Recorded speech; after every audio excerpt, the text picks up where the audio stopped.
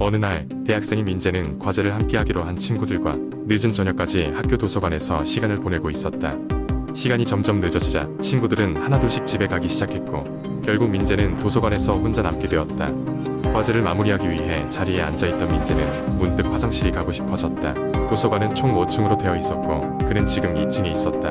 평소 가던 2층 화장실이 청소 중이라는 알림이 보이자 민재는 아래층을 내려가기로 했다. 1층 화장실에 도착했을 때 알 수 없는 이유로 문이 고장 나 있었다. 어쩔 수 없이 민재는 지하로 내려가기 시작했다. 지하 1층은 외진 복도에 어둠이 깔려 있었고 불길한 느낌을 주었다. 방울 소리가 들리는 것 같았지만 민재는 대수롭지 않게 넘기기로 했다. 그는 그냥 빨리 화장실을 다녀오기로 마음먹었다. 하지만 지하 1층 화장실 문도 잠겨 있었다. 이제 남은 선택지는 지하 2층뿐이었다. 지하 2층은 더 어둡고 삭막했다. 이상한 냄새가 나는 복도를 지나가며 민재는 불안감을 느꼈다. 마침내 화장실에 다다랐지만 이곳도 문이 잠겨 있었다. 민재는 짜증이 나기 시작했지만 마주친 모든 장소가 사용 불가능했기에 결국 지하 3층으로 내려가기로 결심했다. 도서관은 공식적으로 지하 2층까지만 공개되어 있었지만 민재는 모험심한 급박한 반의 마음으로 계단을 내려갔다.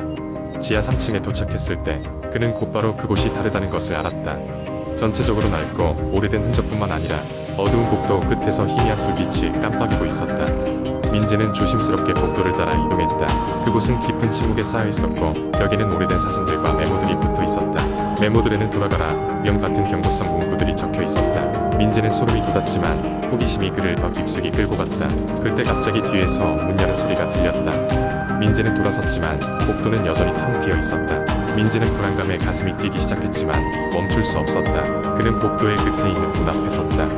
문을 열기 직전 그는 자신의 발 앞에 놓여있는 그림자 같은 무언가를 발견했다. 그것은 단순한 그림자가 아니었다. 그것은 천천히 움직이며 민재의 신경을 자극하는 불길함이었다. 민재는 다시 돌아서 뛰어 도망치고 싶었지만 그 상황에서 발이 떨어지지 않았다. 결국 민재는 문을 열기로 결심했다.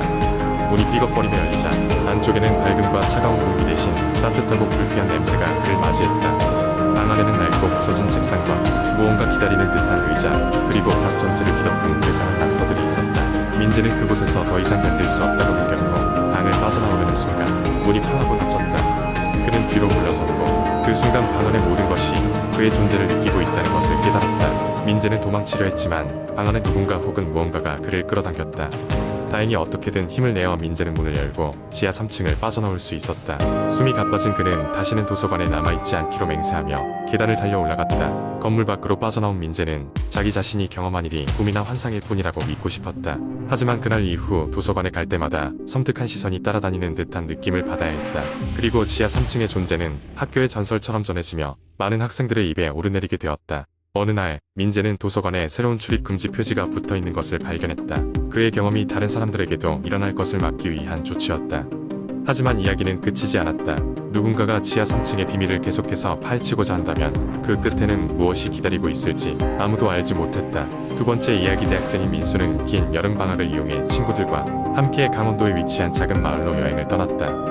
그들은 도시의 답답함에서 벗어나 자연 속에서 한적한 시간을 보내길 바랐다. 마을은 인적이 드물고 고즈넉한 산속에 자리 잡고 있어 그들의 기대와 완벽하게 맞아떨어졌다. 첫날 그들은 길고도 힘든 드라이브를 마치고 오랜 역사를 품고 있는 듯한 한옥 게스트하우스에 짐을 풀었다. 건물은 나지막한 언덕의 끄트머리에 위치해 있어 아래로 늘어선 마을 전경이 한눈에 내려다 보였다. 해가 저물 무렵 그들은 마을을 둘러보기로 했다. 좁은 골목길을 걷다 보니 어딘지 모르게 오래된 기운이 감도는 폐가 하나가 눈에 띄었다.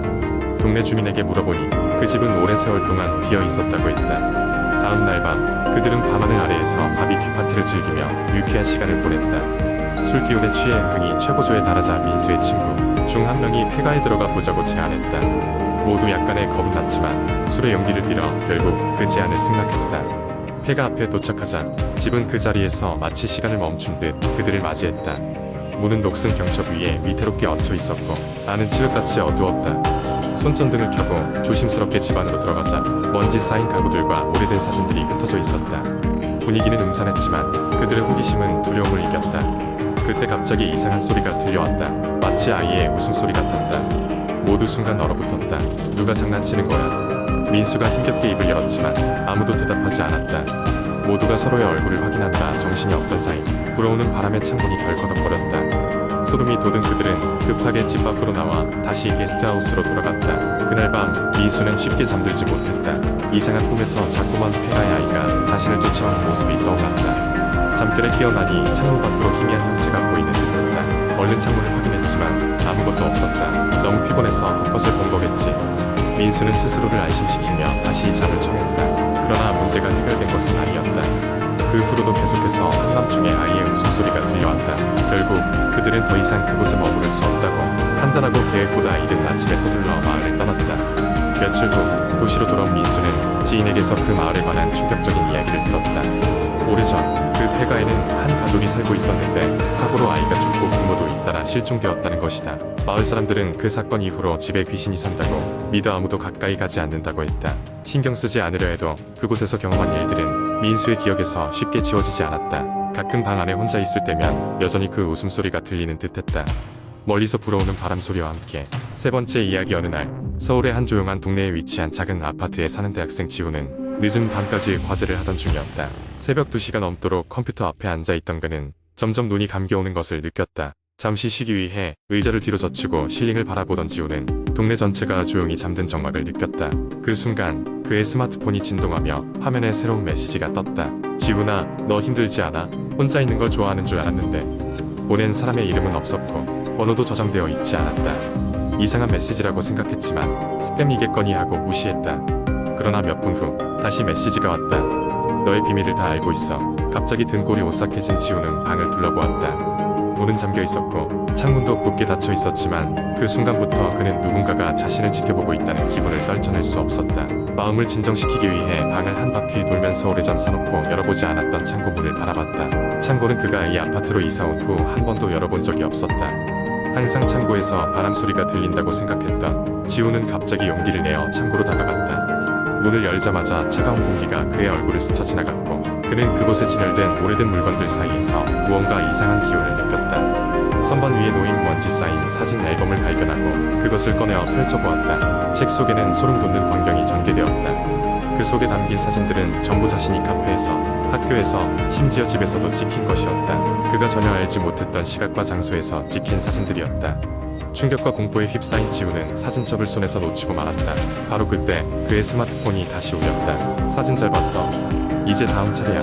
메시지를 읽고 나서 갑자기 방에 불이 깜빡거리며 꺼졌다. 어둠 속에서 그는 서늘한 바람이 지나가는 것을 느꼈고 뒤에서 누군가의 차가운 손길이 그의 어깨에 닿았다. 누구세요? 지우는 비명을 질렀다. 그 순간 불이 다시 켜졌고 그는 혼자 방에 있었다. 그의 손은 떨리고 있었고 심장은 미친 듯이 뛰고 있었다. 그의 뒷덜미를 스치는 차가운 감각은 생생하게 남아있었다. 한밤중에 기이한 사건 이후로 지우는 더 이상 혼자 살아올 수 없었다. 그가 필사적으로 친구들에게 연락해 자신의 경험을 이야기했지만 아무도 그를 믿지 않았다. 경찰에도 신고해보았지만 특별한 증거가 없었기에 그저 장난전화 취급을 받을 뿐이었다. 점점 극도의 불안에 시달리던 그는 결국 아파트를 떠나기로 결정했다. 그러나 짐을 싸던 날밤 마지막으로 참고를 확인하고 싶다며 문을 열었을 때 그는 그곳에서 또 다른 사진 앨범을 발견했다. 이번 앨범에는 전혀 본 적 없는 사람들과 함께 찍힌 자신의 모습이 담겨 있었다. 낯선 얼굴들과 웃고 있는 그의 모습을 보며 지우는 깊은 불안감에 사로잡혔다. 사진 속에 그는 행복하게 보였지만 전혀 기억나지 않는 순간들이었다. 지우는 결국 아파트를 떠났지만 그 후로도 어디를 가든 낯선 느낌과 누군가 자신을 지켜보고 있다는 불안감에서 자유로울 수 없었다. 그리고 때때로 그의 스마트폰에는 알 수 없는 번호로부터 같은 메시지가 도착하곤 했다. 다음엔 어디에서 볼까? 지우는 여전히 그 메시지가 올 때마다 등골을 타고 흐르는 차가운 전율을 느끼며 잠을 이룰 수 없었다. 과연 그의 손끝에서 시작된 이 공포의 이야기가 어떤 결말을 맞이할지는 아무도 알 수 없었다. 다만 그는 지금도 매일 밤 어둠이 깔리고 나면 두려움 속에 잠이 들 뿐이었다.